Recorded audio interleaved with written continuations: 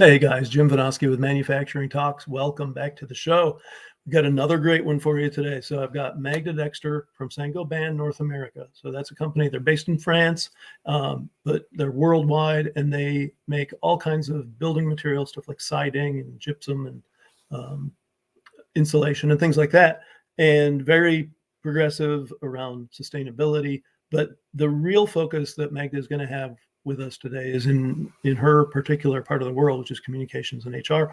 And she's going to talk a lot about the solutions that they are going after across the board to get after the challenges we have in building and attracting the workforce for manufacturing for tomorrow. And so lots of cool stuff, very informative. And I think you're going to like it. If you're in manufacturing facing those challenges, you definitely want to stay tuned. Magda will be with us here shortly on Manufacturing Talks.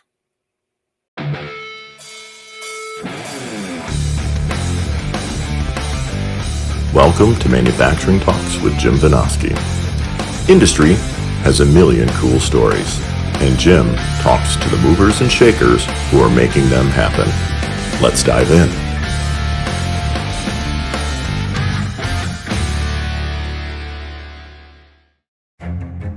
PYS Media, your digital media relations agency. Public relations, website design, digital marketing.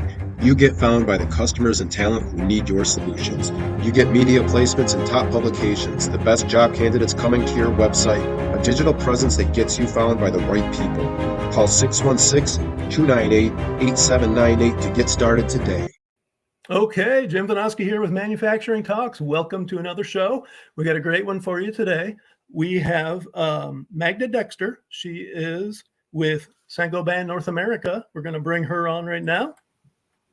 Welcome, Magda. Hi, Jim. How are you? I'm good. How are you today? Good, thank you. Thanks for having me. Thanks for joining us. So Magda is the Senior Vice President of Communication and Human Resources for Saint-Gobain. And she's here to talk to us about a bunch of things in the communication and HR world that you may be wondering about and that you may not know. So I have to say, I did dress up for you. I'm normally more casual than this, Magda, but HR's in the house. We got to be on our best behavior, right?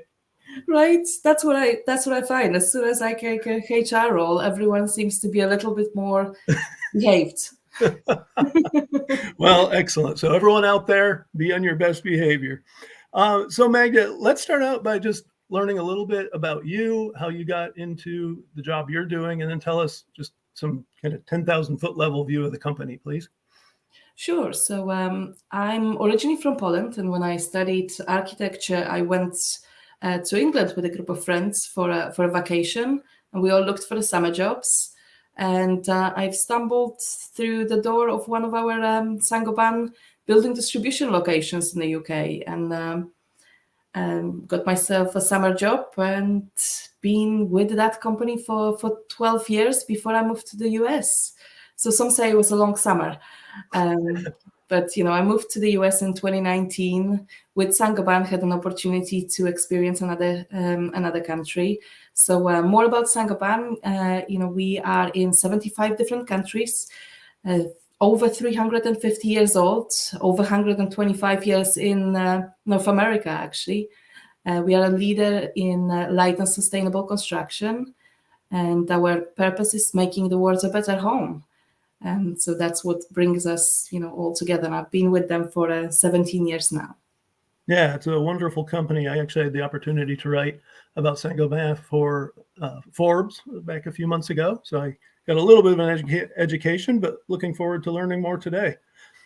And so you mentioned the company's over 350 years old, which is amazing, obviously a rarity anymore.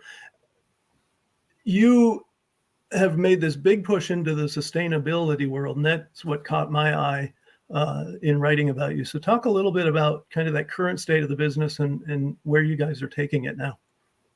Yes, so sustainability is extremely important for us. We have a commitment of achieving carbon neutrality by 2050. So every country, every location is driving that, and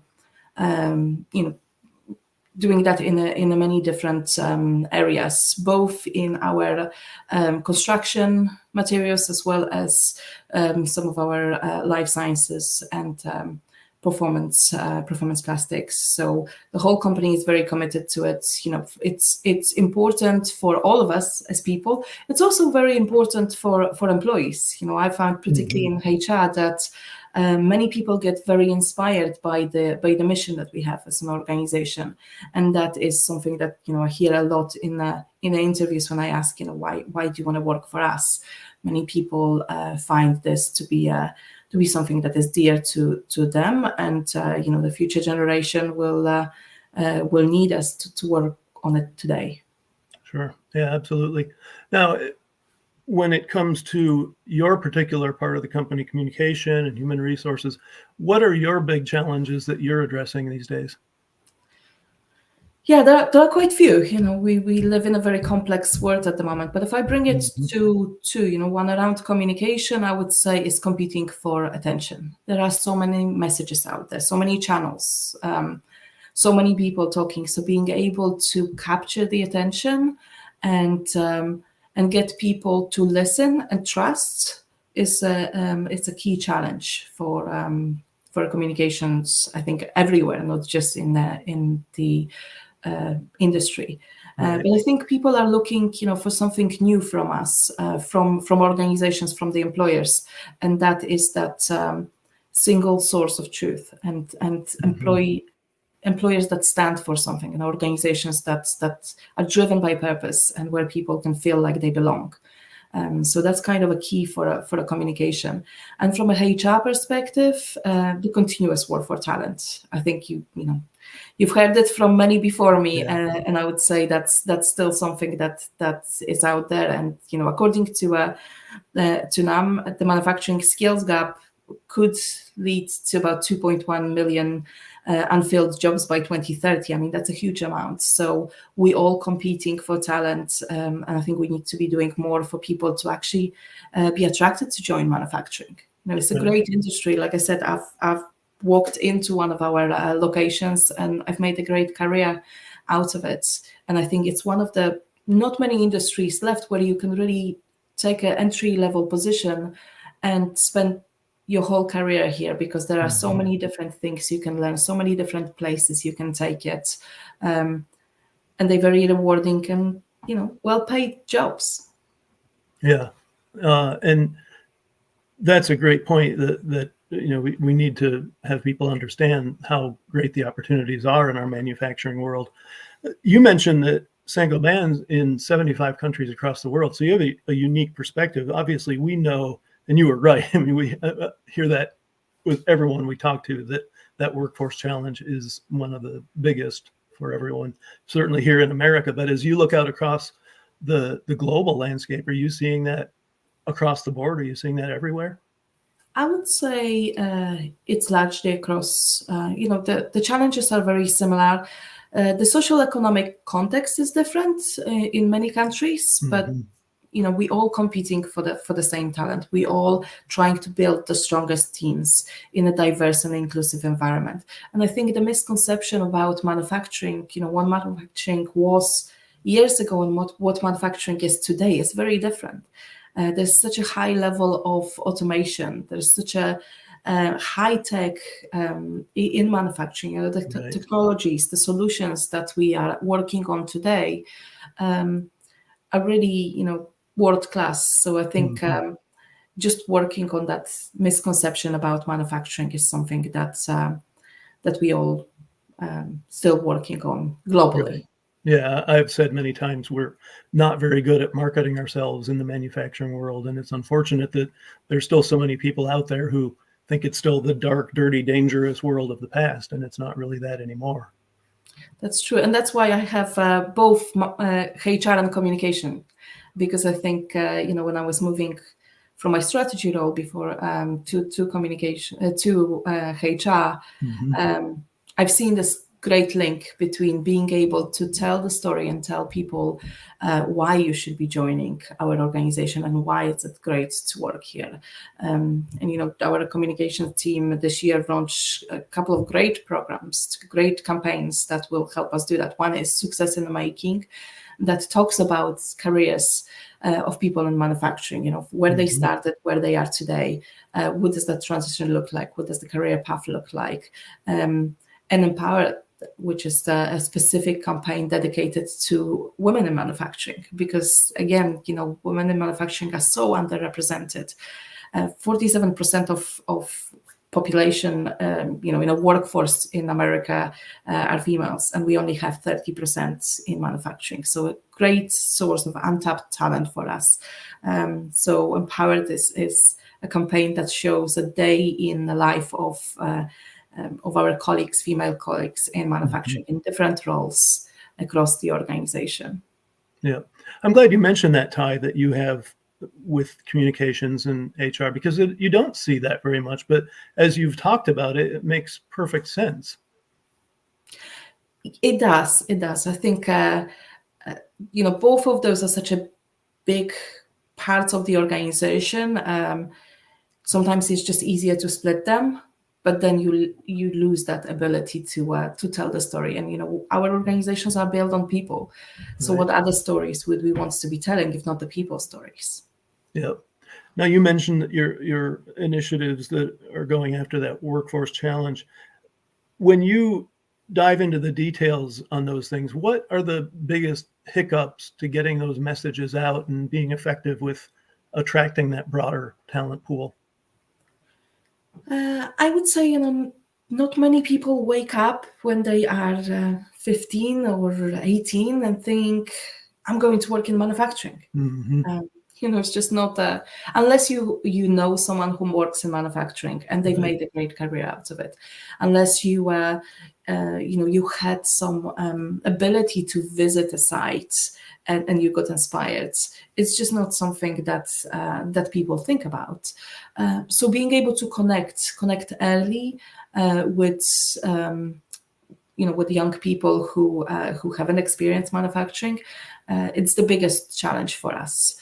And there are just so many connections you can make. So being focused, being able to know where to go exactly is important. So we have, for example, launched a great entry-level program for engineers, where we are recruiting every year 50 engineers straight from school, straight graduates, who we then put through 18 months training program, and they visit different plants and they work on the different projects across different businesses, so they can really get to know manufacturing in the first 18 months of their work life. And that's, we have a very high retention from that program. I would say we rarely lose anyone when they actually enter. So that's one of the big things. Yeah, and I should give credit where credit's due, because I think across the manufacturing landscape, people have done a really good job at programs like that of really vastly increasing the number of internships and those kinds of programs for college students in particular, which is phenomenal. Now, but you mentioned it's not the teenagers who are waking up and thinking to themselves, hey, I want a career in manufacturing. So do you have outreach to younger students in high school or middle school, those ages? We do, and it's actually great to see what our individual locations are doing. I was visiting one of our sites yesterday in North Carolina, and they have a great connection with the local community college, with the local high school. They go to the elementary schools. Obviously, you're not going to hire from elementary schools, but the earlier you can show people that career in manufacturing could be fun. 5-year-old boys, I have a 5-year-old at home running around thinking, I'm going to be a fireman when I grow up. They get it from somewhere. They need to get the same level of excitement about manufacturing. So when they're choosing their career in the future, they have it in their mind. So more outreach early So it's not, at the time when they're making a decision where to go to work, because that's a little late. By then they have an idea where they want to go, and manufacturing is probably very low on their list. Right, because they don't see it. And that's something I've hit on routinely as well, is, how many elementary or middle school age students ever get to see what goes on in a factory. And so, my ideal is being able to bring them in, but obviously there are safety and those other kinds of risks you have to take into account. But, having videos of what you do in your factories and in your world, showing a student, the siding on your house came out of this process right here. I think that can get people very excited. That's right, definitely. If we back up now to the company as a whole, obviously you mentioned there's this huge opportunity, not just in your core business, but in driving in a more sustainable direction. What do you see down the road? Are there further opportunities that you see on the horizon that you guys are going to be going after in that regard? We do, and we work in all areas. We work on the water reduction. We work on the CO2 reduction. We're going to be opening a first carbon neutral plasterboard wallboards plant in Canada, in our Montreal location. So we're very excited about that. We continuously working on our logistics and our delivery processes, and how do we take carbon out of the scope 1, 2, and 3. So many projects that we are working on from that perspective. And again, our teams on site are very engaged with it and get very inspired by it. Right. And then in the same vein, as you look forward in needing to attract that broader workforce, do you have further initiatives that you have kind of in the planning stages that you'll be going after in the future? We do. We've really unpacked our employee value proposition last year. That was a big deal for us.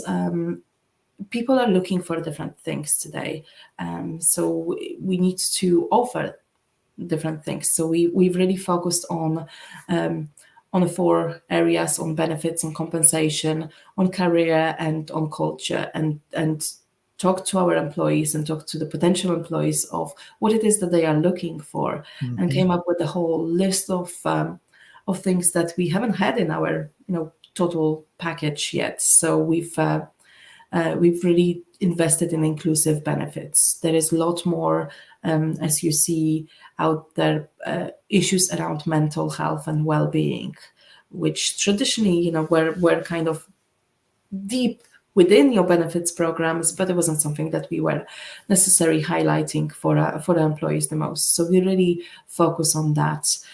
We have a very attractive parental leave program. We talked about attracting more diversity to our workforce. We offer 12 weeks parental leave for both parents, plus we offer additional 6 weeks for birth mothers. So that's coming from Europe. I think it seems quite normal, but for a US benefits, I know it's a nice and a rich program here. Right. And we offer a lot more transparency around our total rewards package. For the new generation, the expectations are that you can develop faster. So we've opened new mentoring programs. We have a great online platform where we connect mentors and mentees. And the first month when we opened that program, we've made 130 connections between people. Wow. So those are things that people are looking for that we probably didn't think about before. So that is something that we lead with, and something that I learned when I worked in the customer experience. When everything is equal, people buy on price. So if we want to differentiate in the market, we really need to look at that employee value proposition and know what's going to differentiate us. So that's something that we work on deeply, and continue to work on diversity and inclusion and a sense of belonging for the organization. So some of the programs that we were working on are around veterans. We work with the Manufacturing Institute on Heroes Make America, on attracting people to to join manufacturing, because the skills are so transferable. And that we have over 600 veterans that work for us, and we find that they're great members of the team because they come with that team spirit and the sense of duty and a sense of working collectively, which is great. We have a second chance hire program. Again, a quarter of the population in the United States have got some sort of running with the law at one point in their life. It's very important that we help the communities recover. We help those individuals get back into communities, and part of that is a good and a stable job, which is something that we can offer in manufacturing. So many programs like that help us. Excellent. Yeah, you hit on a few points there that I want to further talk about. The second, I'll work backwards. So the second chance is actually something that I've been at least tangentially involved with. Actually interviewed a couple of people a year or two ago who were part of those kinds of programs. And you're absolutely right. There's this history of just kind of turning people away because they've had these mistakes in their past. And that's counterproductive on so many different levels. I mean, talk about doing permanent harm to a society when you don't let people who've made a legal mistake back into a productive job, right? That's right. And, there's a way of doing it in a very good manner that, doesn't endanger your employees, your current employees, because, we have a big duty to our current employees, but also making sure that that person that is joining is set up for a success, because, they may have not worked for a period of time. So helping them get to work, transportation is a big challenge often for people who have, had running with the law. Transportation, being on time, so there's sometimes coaching around that is very important, which seems like a natural thing. But if they haven't worked before and didn't have to be anywhere on time, how would they know? Right. So it requires a little bit more attention and being very intentional of making those programs succeed.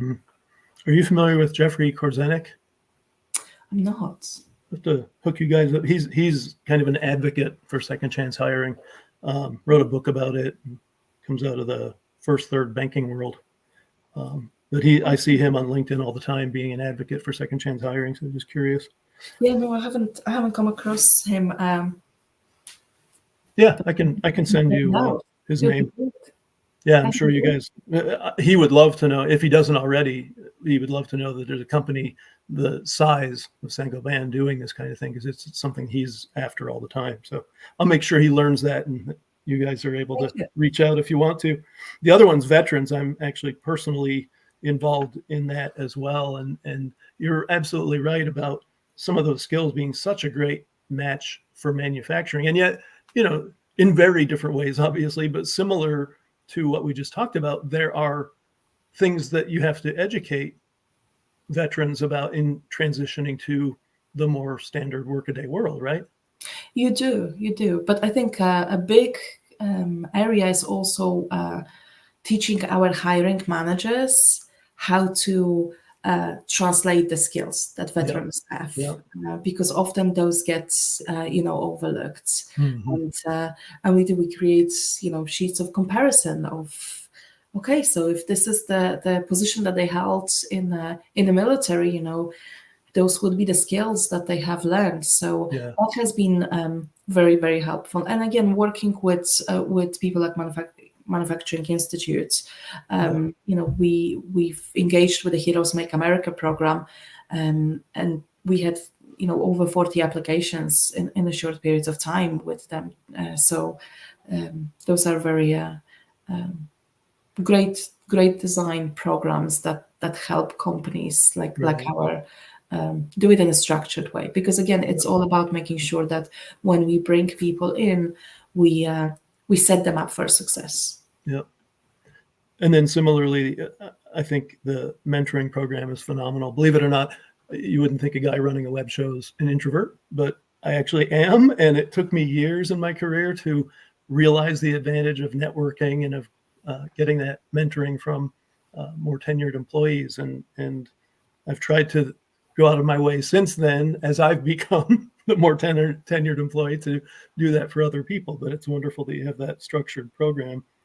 And then you mentioned that different people are looking for different things. And I think that's another piece that a lot of us really have to wrap our minds around a lot better. Is in the past, we kind of had this one size fits all approach with our workforce, and that really doesn't work anymore to get the broad swath of employees in that we're going to need for the future, right?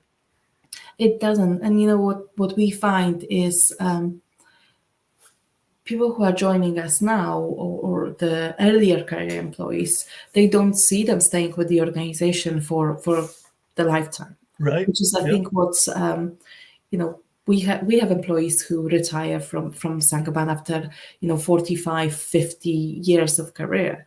That is, we have lots of those employees, but we also have a lot of new employees just joining the workforce, and the relationship with them at the beginning, and I think some of it is the kind of the effects of COVID. At the beginning, it's very transactional. And I think, to your point, programs like mentoring help us create that sense of belonging, help us help people engage with the organization. Having a strong purpose, makes people connect more. But in this more remote environment that we are all working, there's a key danger of becoming more transactional with what we are doing. And so many things in the workplace are relationship based, and I think you make so many friends in manufacturing when you work in this industry. Right. Well, so in all the stuff you talked about, it's very clear, Magda, that boredom is not a problem for you. We like to keep ourselves busy. Good. Do you have any final thoughts? Anything we haven't covered that you wanted to talk about? I would say, if there is a call to action from everyone, I think is to continue to make people understand what manufacturing today is about, and how you can have a great and rewarding career in manufacturing. Because so many people, when they join, they love it and they stay for years. But so many people are missing out because of the lack of understanding and the big misconception about what manufacturing is. Absolutely right. I agree 100%. I'm certainly going to be doing my part here on the show. And I loved hearing about a company, the heft of Saint-Gobain, doing the same. That's phenomenal. So keep up the great work, Magda.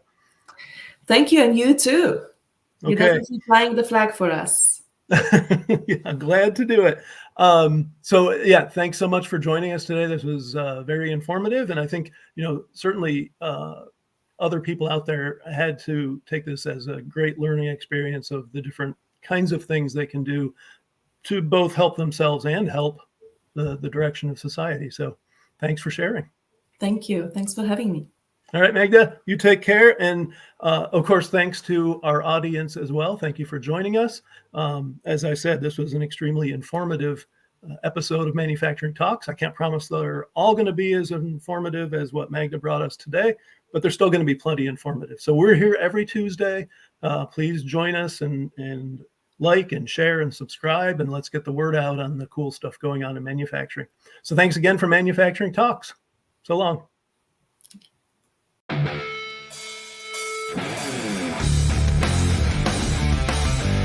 Thanks for tuning in to Manufacturing Talks with Jim Vinoski. Watch for new episodes dropping every Tuesday. And don't forget to like, share, comment, and subscribe.